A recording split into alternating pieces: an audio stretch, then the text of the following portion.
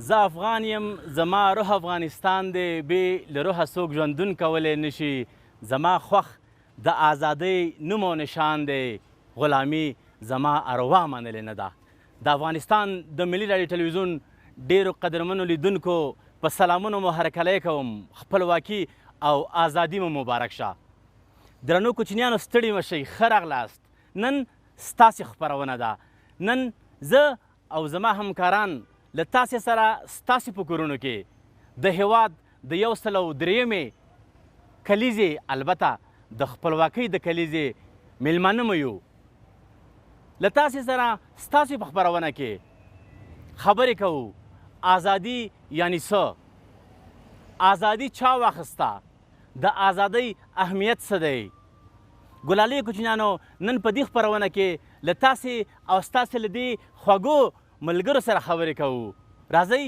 چې په ګډه یې واورو چې دوی تاسې ته څه لري او تاسې له دوی څخه څه پوښتنې لرئ البته دوی به هم تاسې ته د ازادۍ د ورځې مبارکیانې وایي او خپل نظریات به درسره شریک کړي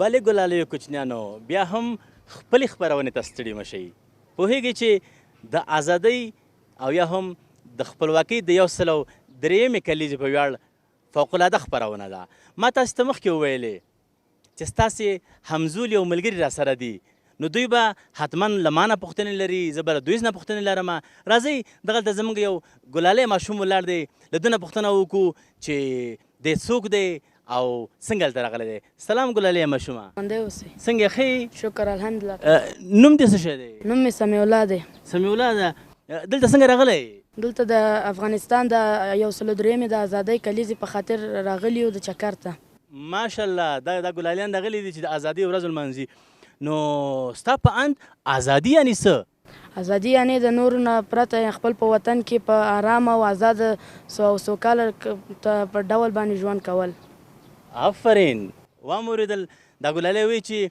په سوله او آرامښت کې ژوند کولو ته ازادي وایي ستا په اند موږ څه ډول ژوند لرو موږ آرام او آزاد او ښه ژوند لرو دا ورور وایي چې موږ تاسې په افغانستان کې اوس آرام او سوکاله ژوند لرو نو ته له ما نه کومه پوښتنه لرې خپلو همزولو ته څه شی وایي بس دا د ملي ټلویزیون میک ستا په خدمت کې دی د امان الله خان په څوم کال کې ازادي واخیستل او څه رقم یې واخیستل ماشاءالله دا ګلاب وایي چې غازي امان الله خان په کوم کال باندې ازادي واخیستله نو دی حتما له ما نه د ځواب په تمه باندې نو زه به ورته ووایم کله چې ولس له غازي امان الله خان نه ملاتړ اعلان کړ او هغه وخت کله چې انګریز د افغانستان د ولسونو پر وړاندې پر سخته مبارزه بوخت و نو په هغه وخت کې امیر حبیب الله خان د افغانستان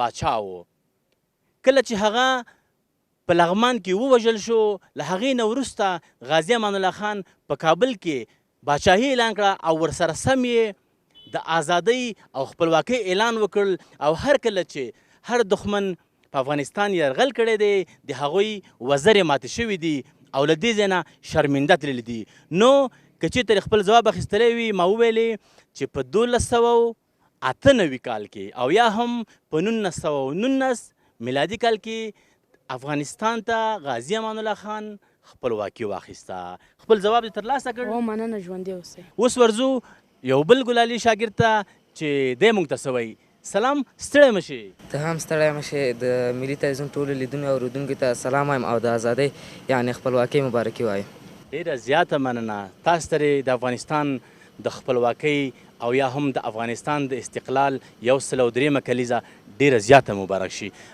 دغه پغمان ته څنګه راغلی مونږ دلته د ازادۍ ورځ لمانځلو لپاره راغلي یو دلته د چکر لپاره ګلالۍ کوچنیانو دا ځوان هم راغلی ده چې د خپلواکۍ ورځ دلته ولمانځي نو ته له ګرانو لیدونکو نه له ما نه کومه پوښتنه لرئ ځکه زه خو نن ستاسې د کورونو میلمه یم بس تاسې به نن ما ښه نازوئ شاه غازي امان الله خان په افغانستان کې څه غوښتل وکړي چې انګریزانو ته مخه نیوله ماشاءالله دا ګلالۍ وایي چې شاه غازي امان الله خان داسې کوم کارونه ترسره کول چې انګریزانو یې مخه نیوله؟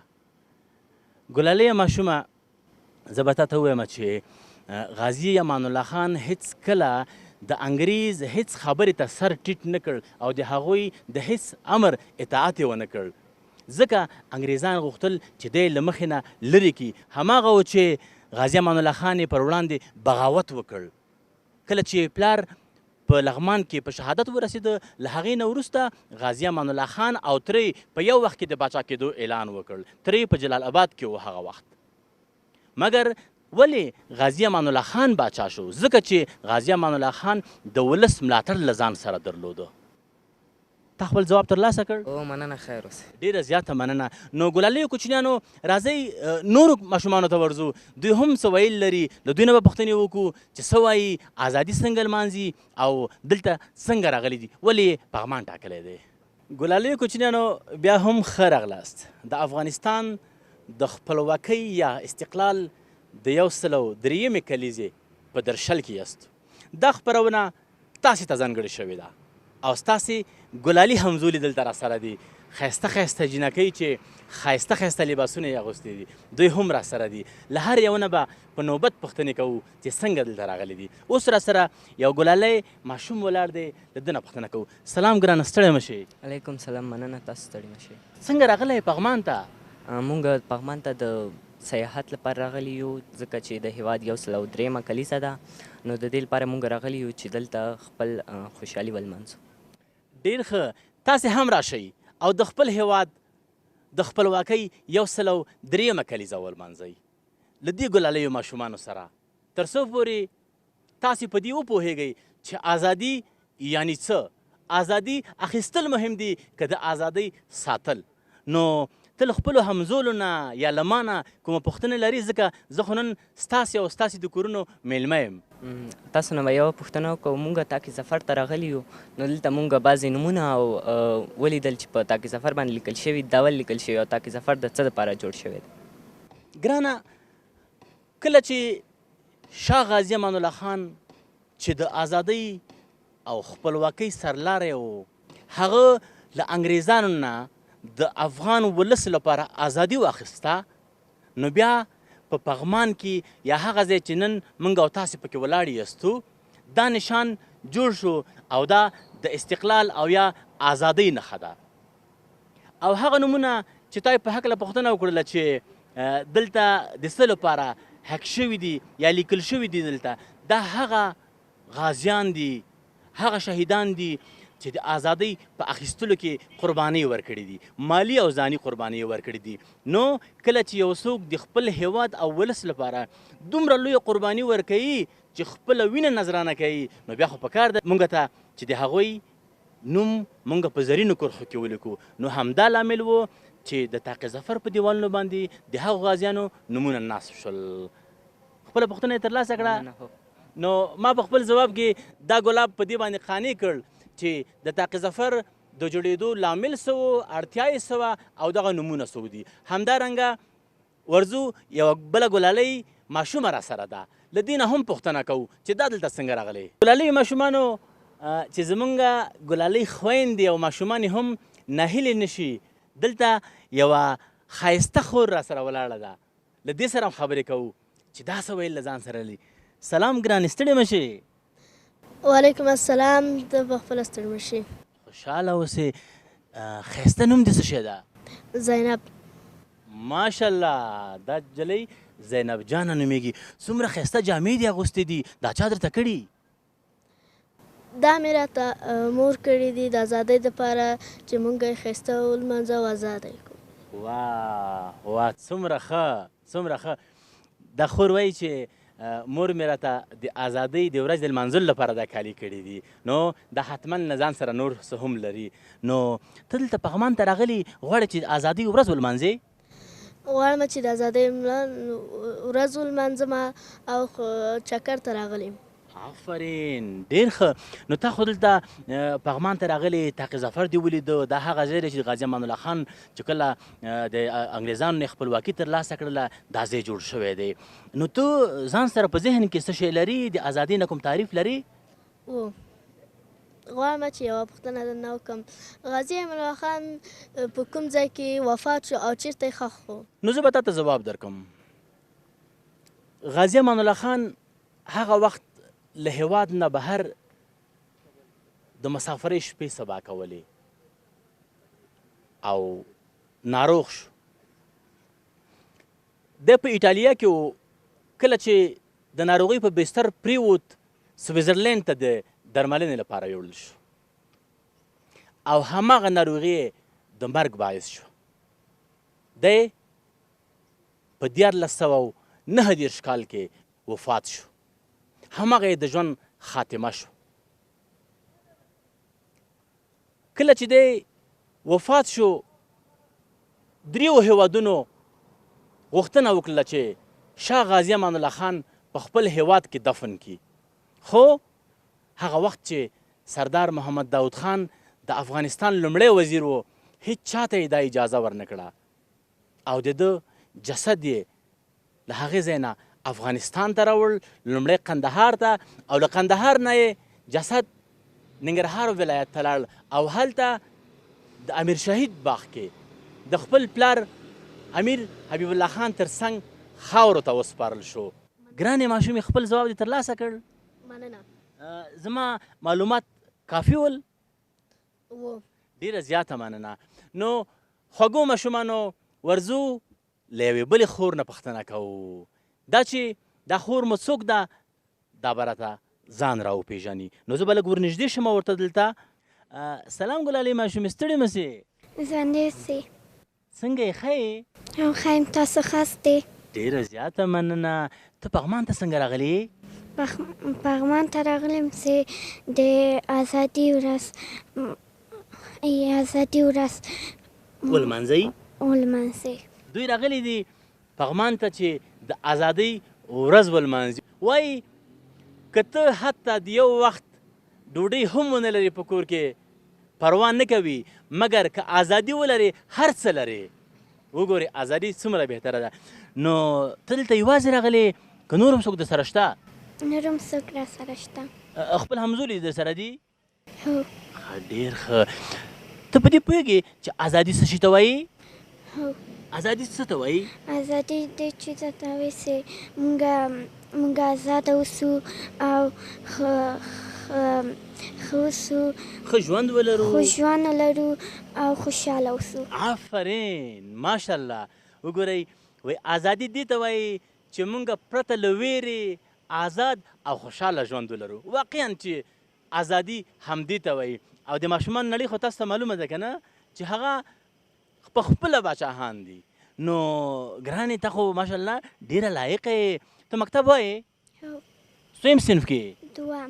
دویم صنف کې. کوم مکتب کې؟ د زون شمس دومې الف ټولګی. آفرین. دا خور وایي چې زه د ظهور شمس مکتب په دوهم الف صنف کې یم. ګلالۍ کوچنیانو، ستاسې یوه بله همزولې ښایسته نجلۍ دلته راسره ولاړه ده چې سپین لباسونه یې کړي دي، سپین ټیکری یې په سر دی او خوشحاله ښکاري. راځئ چې له دې سره هم خبرې وکړو چې څنګه پغمان ته او بیا د تاقي ظفر سیمې ته راغلی ده. سلام ګلالۍ. خیر اوسې. څنګه یې؟ ښه یم، ته ښه یې؟ زه خو بیخي ښه یم او راغلی یم دلته چې نن له ښایسته او ګلالۍ کوچنیانو سره د هېواد د خپلواکۍ 103مه کلیزه ولمانځمه. نو ته دلته څنګه راغلې؟ زه د ازادۍ لپاره راغلی. دا هم راغلی چې ازادي ولمانځي. نو ازادي بیا څه ته وایي؟ چې ټول خلک په ارامه او په ښایسته په ډول ژوند وکړه. ازادي همدې ته وایي چې ټول خلک آرام، سوکاله او ښایسته ژوند ولري. همدې ته وایي ازادي. نو ته ما سره خبرې کوې، ما نه پوښتنه لرې که خپلو لیدونکو ته څه وایې؟ دا نیمه پوښتنه لرم. نو ټول ماشومان له ما نه پوښتنه لري. دوی زما پوښتنو ته یا ځواب راکوي یا نه راکوي، مګر له ما نه بیا چې پوښتنه وکړي بیا مې نیسي، نه مې پرېږدي. خزانو توکل په خدای. راځي وګورو چې دا څه وایي. غازي امان الله چې د مور نوم څه شو او چېرته پیدا شوی؟ غازي امان الله خان د مور نوم څه شی و او دی چیرته زیږېدلی و؟ همدا دې پوښتنه وه و تاسې د دې ګلالۍ ماشومې پوښتنې واورېدلې دوه پوښتنې یې وکړلې چې د شاه غازي امان الله خان مور څه نومېده او دی چیرته زیږېدلی و ګلالیو کوچنیانو څومره چې ما لوستې دي او زه خبر یم د شاه غازي امان الله خان مور سرور سلطانه بیګم نومېده او دی په پغمان کې زیږېدلی دی او پغمان هغه ځای دی چې موږ اوس پکې ولاړ یو کله چې هم خلک دغه څلی یا د ازادۍ دغه نښه ویني نو هغه ته په اتومات ډول شاه غازي امان الله خان ذهن ته ورځي نو تاسې به پوه شوي یاستئ چې د غازي امان الله خان مور څه نومېده او دی چیرته زیږېدلی و ګلالیو کوچنیانو له تاسو سره یاستو دلته موږ سره یوه بله ګلالۍ خورکۍ هم ولاړه ده له دې سره هم خبرې کوو او مه هېروئ چې موږ په خپرونه کې له ځان سره ترانه هم لرو او هغه به تاسو ته زموږ همکاران او دا ګلالي ماشومان همدلته ووایي بسم الله الرحمن الرحیم د وطن ترانه استقلال مبارک استقلال مبارک راتلونکی مور او خان د راتلونکی مور او خان راتلونکی مور او خان د راتلونکی مور او خان هیواد مو ګړند دی د پرمختګ په لور روان دی راتلونکی مور او خان د راتلونکی مور او خان د امن په سکون یې راسمه بیابان دی راتلونکی مور او خان د راتلونکی مور او خان خواخوږې د وطن یو دفاع ته یې موږ ژمن یو په کلک فولادي هوډه له هر څه برخمن یو په لاره اچولی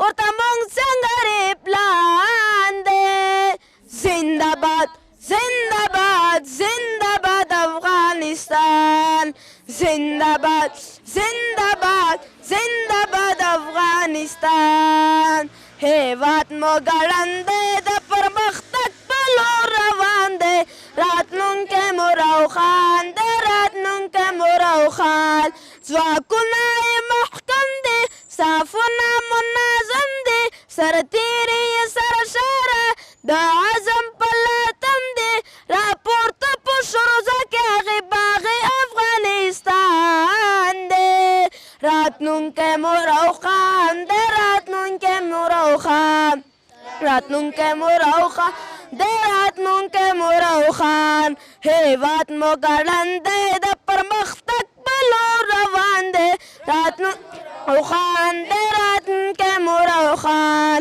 سپېڅلي مو مشران دي د عدل خاوندان دي سرلیک د تاریخونو وطن ستا بچیان دي هیواد زلمی دي سرشیندونکی قهرمان دی زنده‌باد زنده‌باد زنده‌باد افغانستان زنده‌باد زنده‌باد زنده‌باد افغانستان هیواد مو ګړند دی د پرمختګ په لور روان دی راتلونکی مور او خان دی راتلونکی مور او خان هیواد ستا قصرونه ملي شان ارزښتونه ساتو د سر په بیه له تاتارو سرحدونه د تیرو په څېرنیو له خپل ځانه راته ګران دی افغانستان افغانستان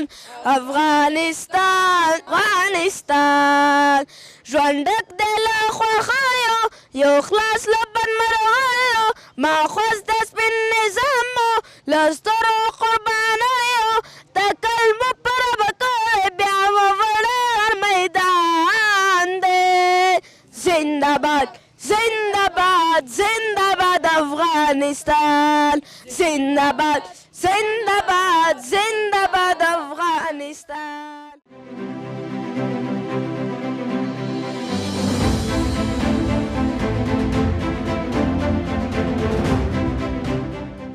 ازادي تر بادشاهۍ لا تیرې کا، ازادي تر بادشاهۍ لا تیرې کا چې د بل تر حکم لاندې شي زندان شي. ګلالي کوچنیانو د هیواد د خپلواکۍ په 103 کلیزه کې یستو او دا د ما سره ښایسته ماشومان هم را سره دي او دوی سره وګورو دلته چې دغه د تاقي ظفر د اصلۍ یا د ازادۍ نښان چې جوړ شوی دی په دې کې څه شی دي. نو دغه ګلالي ماشومان به وګوري د دغه سلي په هکله باندې به پوه شي. همدارنګه به لکه مخکې مو چې په خپرونه کې وویلې نو کله چې د غازي امان الله خان د زیږېدنې په ځای کې یاستو یعنی په پغمان کې یاستو او تاسې د ازادۍ څلی او یا هم د استقلال دغه نښه وینئ. ګلالي کوچنیانو دغلته ما یو څه پیدا کړل او هغه دا دی چې دلته په دغه سلي کې د بېلابېلو اشخاصو نومونه د پلار نوم حتی د قوم نوم او د هغه ټولي او ډلګي یا کنډک نوم هم ذکر شوی دی. هغه څوک چې د شاه غازي امان الله خان په وخت کې د انګریز د ښکېلاک پر وړاندې جهاد او مبارزه کوله. دا به هغه خلک اوسیږي چې په هغه وخت کې د ازادۍ د ترلاسه کولو لپاره خپل سرونه نظرانه کړي دي. او همدارنګه په دغو نومونو کې او په دغه سلي کې ما داسې څه پیدا کړل چې دلته قوم، نسب، قومیت، پلار، مور هیڅوک مطرح نه دي. حتی دلته ما وکتل چې مشرقي یعنی لوی ننګرهار، کونړ، لغمان، نورستان، ننګرهار، همدارنګه قندهار دی، همدارنګه خوست دی، همدارنګه پنشیر دی، د بیلابیلو ولایتونو هغه مجاهدین چې له غازي امان الله خان سره ول او په هغه وخت کې له انګریز څخه خپلواکي واخیسته. یعنی دلته د هر قوم او هر توکم وګړي پرته له هیڅ ډول تبعیض او تعصبه د دښمن پر وړاندې جنګېدل. نو دا د یووالي سمبول دی، دا د ازادۍ سمبول دی او دا هغه څه دي چې نن موږ ته شاه غازي امان الله را په یادوي. دغه سلی موږ ته د خپلواکۍ د اتل میړانه را په ګوته کوي او په هغه وخت کې د قومونو او ملتونو د یووالي درس موږ ته راکوي. قدرمنو هیوادوالو، ګلالیو ماشومانو، اوس یوې بلې برخې ته ځو. دا چې په پغمان کې او یا هم د شاه غازي امان الله خان په ټاټوبي کې نور څه شی شته دي. دلته ځینې نادر او عجیب شیونه دي چې تاسې به تر اوسه پورې نه وي لیدلي. نو ورځو په ګډه د هغې ننداره کوو چې دا څه شی دي چې تر اوسه پورې د یو یاد په توګه باندې پاتې شوي دي. راځئ چې په ګډه لاړ شو او ننداره یې وکړو.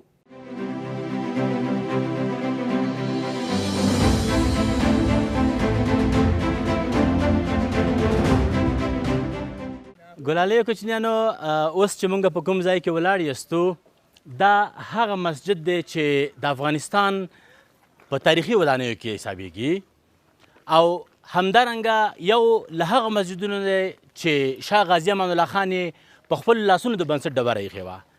او مه هېروئ چې دلته یو بل تاریخي اثار چې د یوې لویې تیږې په شکل د یو بلول په شکل باندې ده تاسو ته یې در معرفي کوو چې دلته پرته ده او له تیرو 20 کلونو را په دې خوا دلته راوړل شوې. البته له دې نه مخکې په بل ځای کې وه.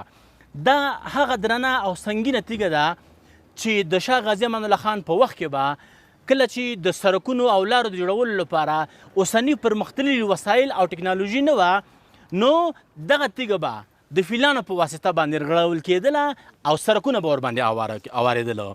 نو نن دلته د یو تاریخي اثر په توګه باندې ساتل کېږي چې د غازي امان الله خان په ګوتو باندې یا په لاسونو باندې چې کوم مسجد د ډبر د بنسټ ډبر ایښودل شوی وله په همغه مسجد کې ځای پر ځای شوې ده.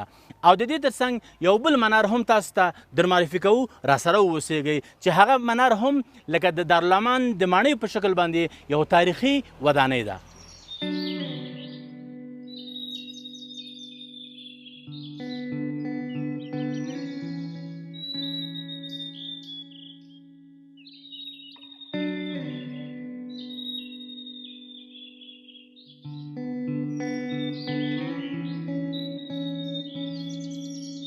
خواږه کوچنیانو اوس هم راځو یو بل داسې ځای ته چې هغه هم د غازي امان الله خان په وخت کې د هغه د ځینو تاریخي آثارو یا تاریخي ودانیو په وخت کې چې هلته جوړې شوي دي دا هم جوړ شوی دی. دا منار یادومه، دا هغه منار دی چې کله د تاقي ظفر د غازي امان الله خان د مسجد او د هغه سټیډیوم چې لومړی ځل پکې لویه جرګه دایره شوله د هغې نه وروسته دغه منار جوړ شو چې د معرف د شمې نوم ورکول شو ورته. نو دا د هماغو تاریخي آثارو له جملې څخه یا له تاریخي ځایونو له جملې څخه دی چې د شاه غازي امان الله خان په وخت کې جوړ شوي وو. نو ګرانو کوچنیانو امید لرم چې تاسې د ازادۍ د سپهسالار غازي امان الله خان په هکله مکمل معلومات ترلاسه کړي اوسیږي. نو یو ځل بیا درته د دغې تاریخي او برکتي ورځې مبارکي وایم.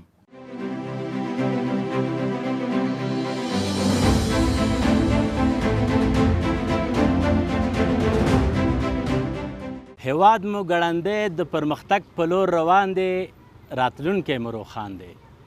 د افغانستان د خپلواکۍ د 103 کلیزې د کوچنیانو د ځانګړې خپرونې قدرمنو لیدونکو ګلالیو ماشومانو دا وه ستاسې خپرونه. تر بیا چې له یوې بلې دغه شان ښایسته خپرونې سره د دغسې ګلالیو ماشومانو په ګډون ستاسو خدمت کې حاضرېږو. ما ته زموږ له تخنیکي ټیم او همکارانو سره اجازه راکوي. ازادي مو مبارک شه. تر بیا ښې چارې. ژوندی دې وي افغانستان، تل دې وي استقلال.